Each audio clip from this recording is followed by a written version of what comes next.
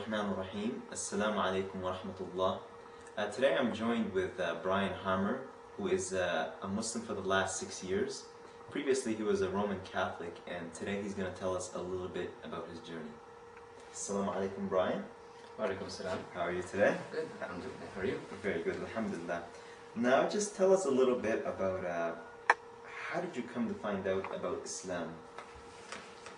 Well, previous to coming to university, I didn't know anything about Islam. I was very much in the dark. No one had told me it was good, bad, or anything. It just was. I knew it existed, but that was about it. But when I came to university, a friend in my program was Muslim. And so through her I was kind of exposed to Islam, but not in a direct way. I mean, she didn't actively say, this is what Islam is about, this is, this, kafir, and this, it was just, she just lived her life in an Islamic way. And so, I kind of became comfortable with, Muslims being people who are not strange or not practicing in some weird way that I'm not used to, and they seem to have the same kind of morals that I do, and so it got me interested in Islam and wanting to find out, what is this religion that I know nothing about. So that was kind of my entrance into Islam. Alhamdulillah. What made you, upon seeing some of the actions of Muslims, what made you go a step further and accept Islam as your religion? Well, after knowing this person for about, I'd say, a little over a year, I guess, or something around here, I decided that I should read the Quran to find out a little bit more. There's no point in asking people, just find out from the source, what is this religion about? So, and then after reading the Quran, it was pretty obvious to me that this was the right path. I mean, there was a few stages in reading, I read it over a course of a week, but that course of a week, there was a great transformation in my kind of understanding of Islam, of the Quran, and in the first few days, in the first third of it, I was very skeptical, what's this all about? And, kind of looking at it with a bit of a bias of, this is obviously not the Word of God, because, I was Catholic before and I had my own beliefs. But I was immediately caught by the style and the tone, and how it's first person from the point of view of God, and the things that were said, it really caught me off guard. I was like, what's going on here? And then by about the middle of it, I was kind of saying, well, this has a lot of merit. This deserves some deeper, reflection. Really think about this sort of thing. And then by the last third of it, I was like, I think this is the Word of God. Alhamdulillah. And so, then I called up my friend and I was like, okay, so this is the Word of God, so I have to follow this. What do I do? And so that was, took the Shahada. That was Alhamdulillah. That was it. And even the English translation has that much effect on people who are non-Muslim. And the Arabic even takes it to another level, and that's something that, as Muslims, we should always be very thankful, because it's a blessing from Allah subhanahu wa ta'ala. Yeah, it's true. With Roman Catholicism, you have so many levels of translation between what we have now with English and what was originally Aramaic, or like the Old Testament, I guess, was Hebrew. But it's you have the original text as it was revealed by God in Arabic, and I can't yet read that, but inshallah I will be able to. Inshallah. Initially, what was the reaction of your friends and the family and those around you? How did they react? They reacted fairly well, I would say. My friends, they didn't really treat me any differently, as far as I know anyways, and they just kept treating me the same as they always had. And in fact, I had one friend who called me up a few days after I had said the Shahada, and I don't know how he found out, but he called me up and congratulated me, which I thought was very strange. And to this day, I still don't know why he did that, because he is Catholic himself, and but whatever, alhamdulillah, that was, I thought that was, oh wow, this is very nice. Yeah, it's a nice gesture. It's a very nice gesture. But with my parents, it was a little bit different, because my mother is very Roman Catholic, and she brought me up in such a way. I was an altar boy for many, many years, and so we always went to church. We were very practicing in that manner, and so my father as well. And so, when she found out, it was all very emotional, and the crying, and the, what have you done? And but once they kind of came to their senses, I mean, they don't think what I've done is right. They don't think I'm on the right path, but they respect to a certain degree my decision. And when I go home, my mother will cook me turkey bacon, and she won't feed me pork, and she won't argue with me about anything. They still love me, and they still accept me to a certain degree. That's very good. Now that you've done the Shahada and accepted Islam, how has your journey been once you accepted Islam? Well, I mean, people talk about converting or reverting or what have you, and I don't think any of those terms they don't seem accurate to what I've experienced. For me, it's more like awakening. It's like the veil has been lifted from my eyes. I've seen the truth now, or it's maybe rebirth, or well, that's not quite right, but I guess awakening, or And so, I mean, the process has been partly a process of awakening and realizing what this life is about, and the way I've been living and seeing it through a better means of judging my actions. When I was a Roman Catholic, I was very hypocritical in my actions. I mean, I didn't notice at the time, obviously, but once I started evaluating my life from the point of view of, and from an Islamic point of view, I had to really readjust the way I lived and that sort of thing. But the process itself has been definitely gradual. It's not, say that you had, and all of a sudden you're Muslim and you're practicing, that's it. It's well, Allah guides us in stages that are easy for us, because I mean, I think if someone came up to you just after you've done the Shahada and said, you have to do this, you have to do this, it's a lot. I mean, it's really a completely different way of living one's life. I mean, I don't know if it's easier if you're brought up into it. I've never experienced it, but I know, when I was 20, 20 when I converted. By that point, you have a very set way of life, and you have your own religious practices and beliefs and your way of viewing the world.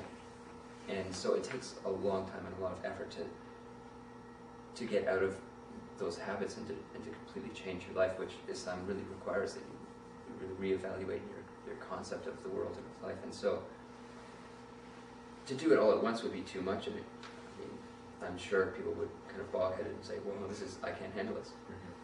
But, alhamdulillah, Allah showed me, or gave me guidance and knowledge in stages. Like, for example, with prayers.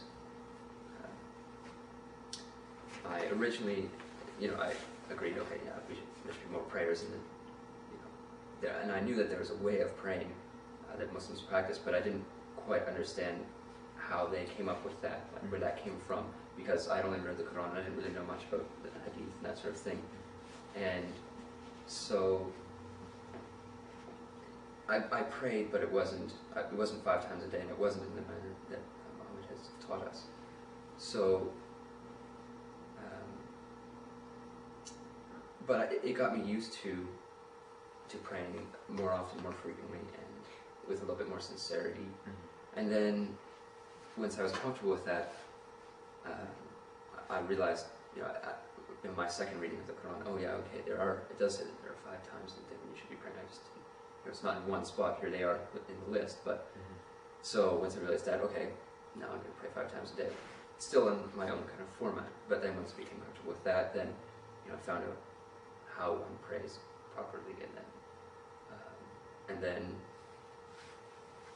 I wasn't praying at the specific times during the day. So then, I had this inspiration, I guess, or some sort of guidance, where one day I just sort of realized that, if I'm living my life or my scheduling my life around my daily tasks and needs, and going to the movies and dinner with my friends and working on a job, and making my prayers fit in with that schedule, kind of fitting them in wherever they would fit. That wasn't the right way to be, because essentially I'm saying that going to the movies and my friends and these sorts of things are more important to me than Allah, and praising and thanking Allah. And so once I realized that, I said, well, no, I have to change my life. I have to live first by Allah and schedule my life on that, and then everything else comes secondary. So things like that. It's a very gradual process of you get used to this, and then you get used to this, and then you get used to this, and I still have a long way to go. There's still a lot that I don't know of, but. Do you find it now that it's a bit easier to plan your day, a bit easier to go with your daily ibadat or religious duties, now that you've understood that Allah subhanahu wa ta'ala comes first and everything else comes after? Do you find things a bit easier? Yeah, absolutely. At first, it required conscious effort to plan, to say, no, I'm not going to go to dinner right now. My friends would say, hey, let's come to dinner. Oh yeah, okay. Oh, no, I can't. Yeah. Gotta pray. But now, after a little while of doing that, now it's second nature to me, and it's, I just don't plan things at specific times, and it's what feels right, and this is the way I should be living. Alhamdulillah. How is it that the community of brothers and sisters, and how have they been accepting towards you, and how has your opinion of them been as you've come to Islam? Well, very accepting, I would say. Everyone has been wonderful. People such as yourself. Thank you. At first, my journey to Islam was very individual, isolated, and some people sort of say, well, that's really too bad. The Muslim community should be there to help these people out. But I think it's a necessary part of conversion. It helps you to figure out what's going on, establish the foundations of your faith on your own, because you're naturally prone to question, why do people do this, why this, not questioning the Quran, not questioning the revelation, but just the connection between practice and the revelation. And so there's this process of doubt and of trying to understand where everything in the religion comes from. And so I think you have to do that on your own, because you're not going to just trust what people tell you right away, until you become comfortable with it. But then, I reached a point where I was comfortable enough that I wasn't too worried that people would be telling me, no, you're doing this wrong, this wrong, this wrong, this wrong. And I needed that support group to strengthen my iman, my deen, and to live a more Muslim life, because I'm surrounded by my friends who are not Muslim, and it's very difficult to live a really proper kind of Muslim life when you're constantly fighting with the traditions of your society and the way people do things. And so once I became comfortable with religion, then it was I needed that kind of support group of the Muslims. And once I came and joined the MSA and started going to the mosque, and that's my life has definitely changed from that point, and I've become much better in my daily practices and my deen, strengthening my character and everything else. Alhamdulillah, that's very good to hear. Now that I guess on the second part of your journey, this is after you accepted the Shahada, how have the things you have seen and come across after your acceptance, how has your journey been after accepting Islam? Well, as I said before, it's been like realizing a world that I hadn't seen before, and it feels like this is right, this is natural, this is the way I should be. In a lot of cases, like for example with zakat or helping people out, at first I had to make a very sort of conscious effort of, okay, I'm doing this because I'm supposed to do this. I just wasn't the kind of person that, I had no problem with giving people to, or giving money to people who were poor and that sort of thing, but it just wasn't something that I did. And so then I made, okay, I'm going to do this because I have to. And once I started doing that, I realized, this is what we're supposed to be doing. I felt so much better after having done those things. Like, I guess it was, the only way I can kind of describe it is that my soul was happy. Like, when you get money or, something nice happens, or like you get some material gain or something like that, you feel happy. But, it's kind of a superficial happiness that, that's all I kind of knew before. And once I started doing these, or when I would, turn away from some temptation or something, I would feel this kind of overwhelming joy and comfort.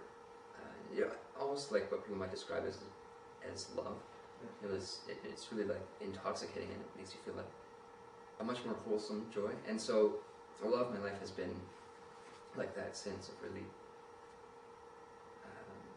feeling that this is much better, and feeling almost relief that I've turned away from shirk and from all these practices, these ignorant practices that are against my nature. Now, given your experience and what you've seen and been through on your journey, how would you give da'wah to other non-Muslims, or how we as Muslims should be sending the message of Islam to other people? Well, I can only speak from my personal experience. There's countless ways of giving da'wah, and everyone has their own opinion, and I don't know what's right. But, my personal opinion is based on my own experience and how I came to Islam.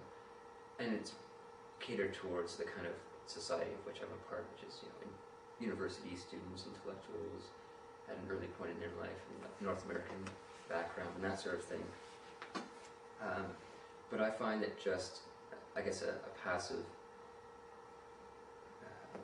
da'wah of presenting yourself as a Muslim and living as a good Muslim should in front of these people, not, constantly rebuking them and telling them this and that, you should be doing this, but just being a Muslim in front of them, and still interacting with them and socializing with them, and being with them as you would be with any friend, as long as it's nothing that's haram. But and that will make them comfortable with Islam. Okay, he's not a terrorist. He's not a someone who worships the moon or anything weird like that. And then they kind of get interested, and then they ask questions. And I've experienced this on several occasions when people will come up to me and ask me, what's this Quran all about? Can you read me something out of it? Or what made you change? What made you, oh, well, let me tell you. Yeah. And so when people come to you and ask you, they're ready for the information. They're ready to kind of accept information in a less biased manner. Whereas if you're telling them, you get very defensive and the shield goes up and you're like, oh. So I think just the soft sell, just Silent down. present yourself and allow them to come to you, seems to be what works best in my opinion. Alhamdulillah. It's said that the Prophet ﷺ was, his actions were the Quran. What he did in his behavior was exemplary of the characteristics of how Muslims should be.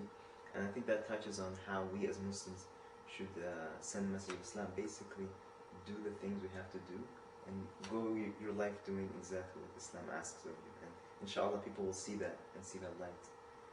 As a final question, what advice do you have for those people who are thinking of becoming as Muslim? Because you had mentioned earlier that there's a phase which is individualistic. What should they do within themselves to before they come to Islam? Well, I guess the first step, if they haven't done it, is to read the Quran. It's, for me, before that, it was just sort of like, oh, this is kind of interesting. But once I read the Quran, that's really the core of the way of life of Islam is the Quran. And question yourself while you're reading the Quran. Does everything make sense? Does this, is there anything that doesn't jive with what I know of life or my experiences, or any sort of, if they're Christians or Jews, or what I know of. And then beyond that, I don't know. I think I want to say sort of trust